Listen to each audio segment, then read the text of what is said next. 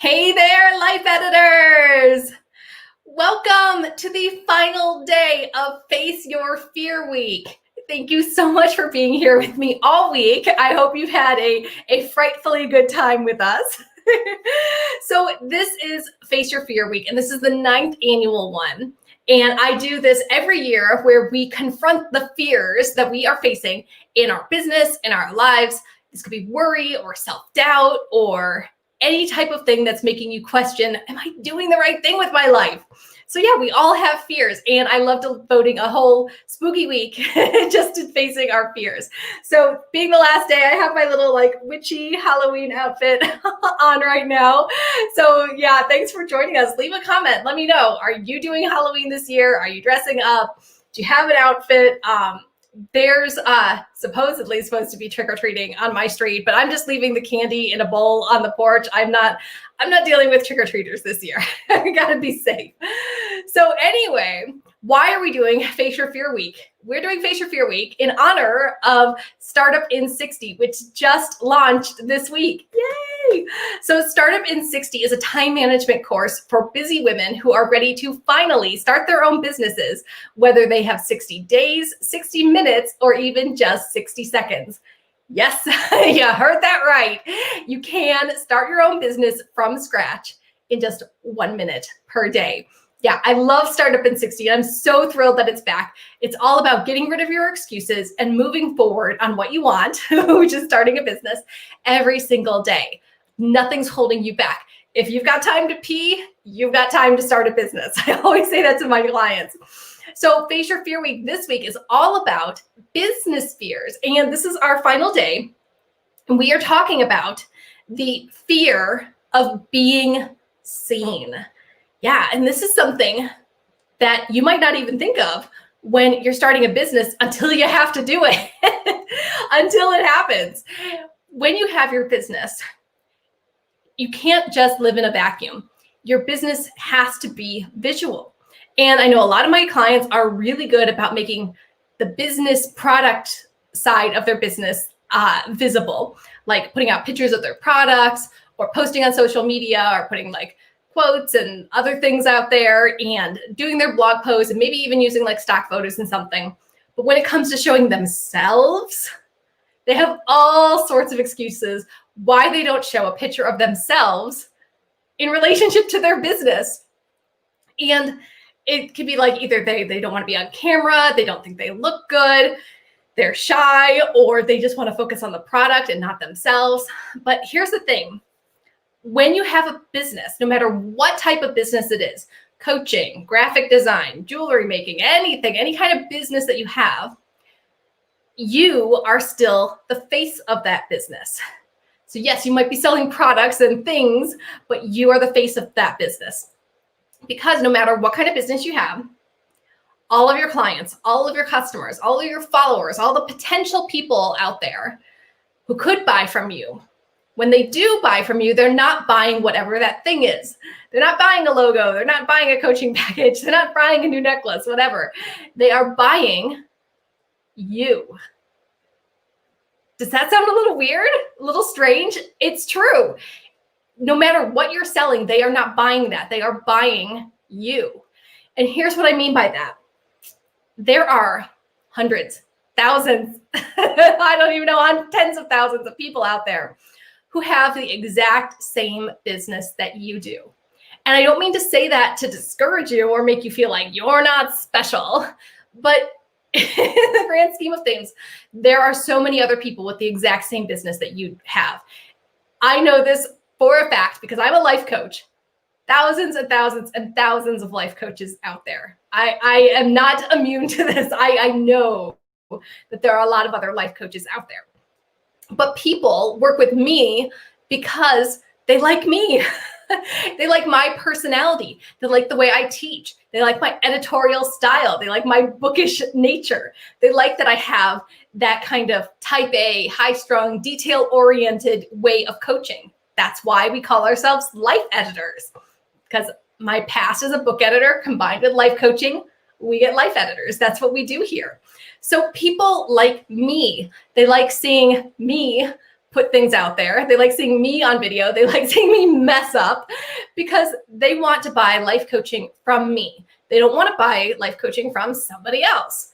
And it's going to be the same for your business. So whatever you're selling, if you're an artist, people are going to want to buy art from you because they like you. If you're a graphic designer, they're going to want your graphic designs, even if they look very similar to other people, because they like your personality. So when you're the face of the business, you're making your business real to people.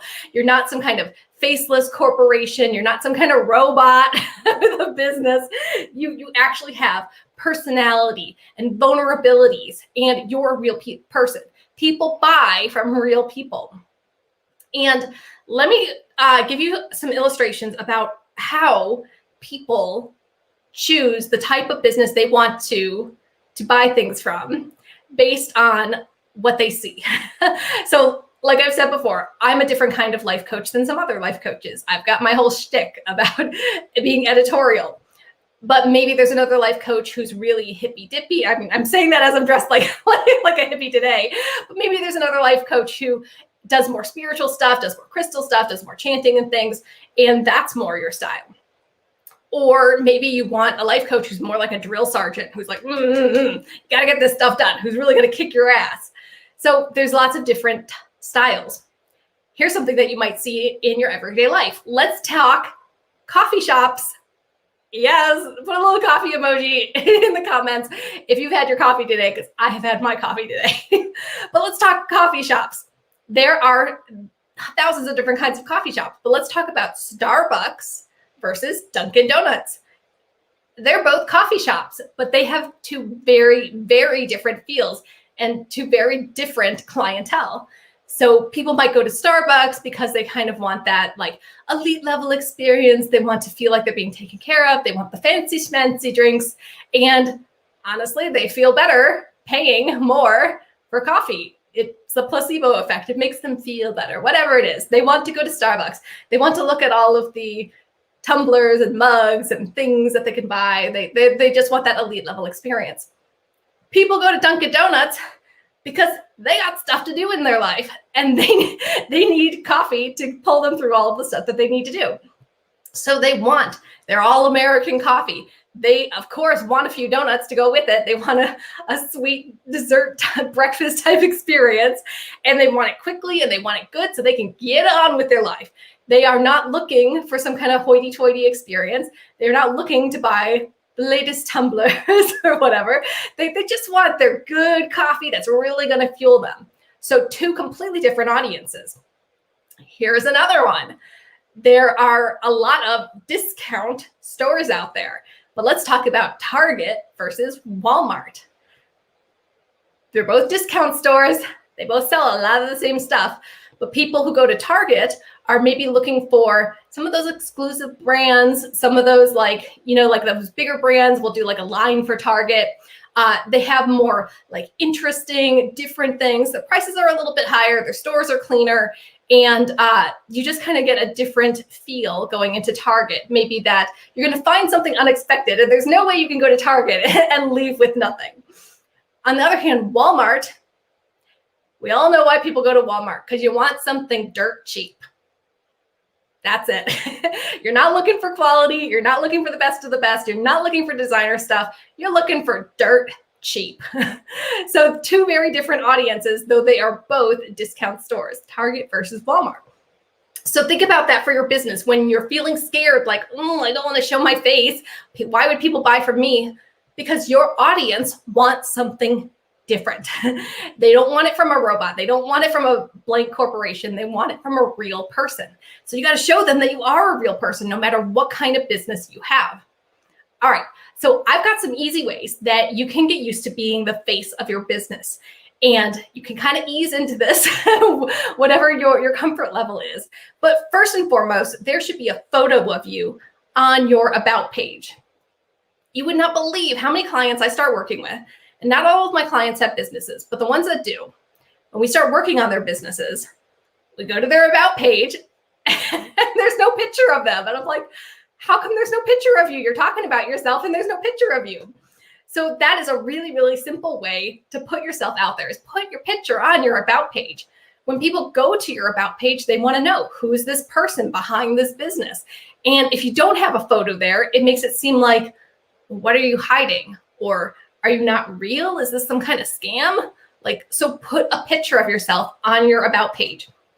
We go all over this in Startup in 60 about how you can clean up your website to best present yourself. And we talk about different kinds of pictures. So having like a nice headshot photo that's you looking at the camera, shoulders and up, no sunglasses, no hats or whatever, and no cropping out other people from the picture, just a nice clear headshot photo of you. That's a great way to let yourself be seen in your business. Put it on your about page. Next, your own photos for your blogs. So a lot of people might use stock photos. I use stock photos from time to time. But if you want to let people know that you're a real person, you can take pictures of yourself for your blog posts. So if you have a blog post about whatever, productivity, a picture of you typing on the laptop, that's a great way to show yourself and still be an expert in whatever your field is. Or if you have a product, how about a picture of you with that physical product, or a picture of you behind the scenes making that product? That's a really, really easy way to show that, like, this is me, and this is me actually running my business and doing my stuff. On social media, of course, you can also show yourself. I recommend that on your business page, instead of putting a logo as your profile picture, put your actual face. Yes, your logo will be at lots of places. Your logo will probably be on the Facebook cover or whatever cover of whatever social media platform you're on. Before the profile picture, put your actual face. Don't put like a picture of your jewelry or a picture of a graphic design you did or whatever. Put the picture of your face. That way, when you pop up, people know that if they interact with this social media post, they're interacting with a real person, not some kind of like bot out there. Another way you can be seen, and I do this constantly, is admit your mistakes. Admit when you make a mistake in your business, or if something doesn't go right, or if you put a product out there and nobody buys it, or if you, I don't know, put a video out there and the editing was all wonky, whatever. Admit your mistakes that you make, and that makes you a real person with real flaws. And people will want to buy from someone who's like them, who isn't perfect, who does make mistakes. I know a lot of people end up working with me because I always say the mistakes that I make. And I always say that, like, becoming a successful business owner, sometimes there's lots of obstacles and there's lots of mistakes that you make. And by sharing those with you, I'm hoping that my clients and customers won't make the same mistakes as I've made. But they also realize that, hey, you can still be successful even if you do mess up. You can still be successful if you're not perfect. You can still be successful if you have lots of flaws. And that's okay. Like I said before, people will buy from you because of who you are. And another way you can show your face of your business is exactly what I'm doing right now. You can do live streams. These are free. These are so easy to set up. All you do is just turn on the webcam on your computer and you can live stream into Facebook, into different Facebook groups, into YouTube. And this is a great way to connect with your audience. They get to see you, not polished. They get to hear your real voice. They might even get to see your workspace or what you're working on, or maybe even your products. And if you have a shop, something like that. It's a really great way to show behind the scenes, and you can interact with them right then and there. Leave a comment below. Let me know if you've ever tried live streams for your business and what kind of result did you get? Did you get to interact with your clients and customers? Was it fun showing them behind the scenes? Did you get nervous because you were just kind of talking off the cuff? Let me know. So those are some really easy ways to become the face of your business. I would love to hear if there was ever a time that you weren't showing your face in your business. And then if you changed that, did you put your photo on your about page? Did you start doing videos? Did you use photos of yourself in the shop pages, in your blog posts? Did you get comfortable being seen? And what changed? Were people able to see you as an actual human being and not some kind of faceless corporation? Let me know. And I know that this is a lot easier for like coaches because like for coaches, whether you're a life coach, a business coach, a health coach, whatever, you are literally selling yourself. I'm selling myself. I sell air. This is what I do for a living. But I know for other businesses where you make some kind of a product, whether you have like an Etsy shop or you do graphic designs or whatever it is, it's just about easing into it, because it's really easy to fall into the trap about, here's my product, just look at my product, don't look at me. But people want to see you, and they want to know that their money is going to a real person. So leave a comment. I would love to hear your thoughts about being the face of your business and what that means to you. And if you want more help facing this fear, getting comfortable being on camera, being comfortable showing yourself, and being comfortable selling what you have to offer, I invite you to join us for Startup in 60, which is out right now. I'm so excited. So Startup in 60, as I said before, is a time management course for busy women who are ready to finally start their business in just 60 days. So we go from idea to fully functioning business in just 60 days. Every day, you watch a new video lesson. So there are 60 video lessons. And then you choose to do either a 60-minute or a 60-second task to move yourself forward. And we cover all aspects of starting a business, including setting up your website, creating a marketing plan, making your products and packages, and coming up with consistent content. And best of all, you're going to have this fully functioning business that's working for you at the end of 60 days. And I think the biggest thing that people get out of it is that they drop all of their excuses. If you can make progress in 1 minute a day, what other excuses are going to hold you back? Nothing. You can make progress on anything in 1 minute a day. And that's really what we focus on in Startup in 60. So if this sounds good to you, if you're interested in starting up your business, or if you have a business that's just kind of not working, definitely use a tune-up. Join us for Startup in 60. Why should you join now? Because on November 4th, we start our live session, which I'm so excited about. I love doing live sessions. What that is that you get weekly group calls with me, where you get to ask me questions about your specific business, get advice that you need, support your other life editors, and it's a really great time for us to bond as we grow our businesses together. So yes, of course, you can do Startup in 60 on your own, like on your own time by yourself, but don't discount all the benefits you get by doing a live session with everyone supporting each other and everyone working together. So that starts November 4th. Go ahead and click the link in the description for this video and join us for Startup in 60. I think you're really going to love all of the brand new videos, all the brand new worksheets, and it's really going to affect your life once you realize you can make progress in just 1 minute per day. All right, life editors, that's all I got for this final day of Face Your Fear Week. Thank you for being here with me all week long while we celebrated the launch of Startup in 60. I hope it's gotten you thinking about business fears and things that are holding you back, excuses, worry, procrastination, not wanting to be seen, fear of marketing, all of that stuff. These are things that we cover in Startup in 60, and I would love to see you in the program. So click the link in the description and we start next week. So excited. All right, if you're watching this replay, go ahead and leave a comment. Tell me what kind of fears you're working through and if you're going to join us for Startup in 60. I always come back and check the replays for comments. All right, thanks for being here. I hope you have a wonderful, happy Halloween, and I will see you in Startup in 60. Bye.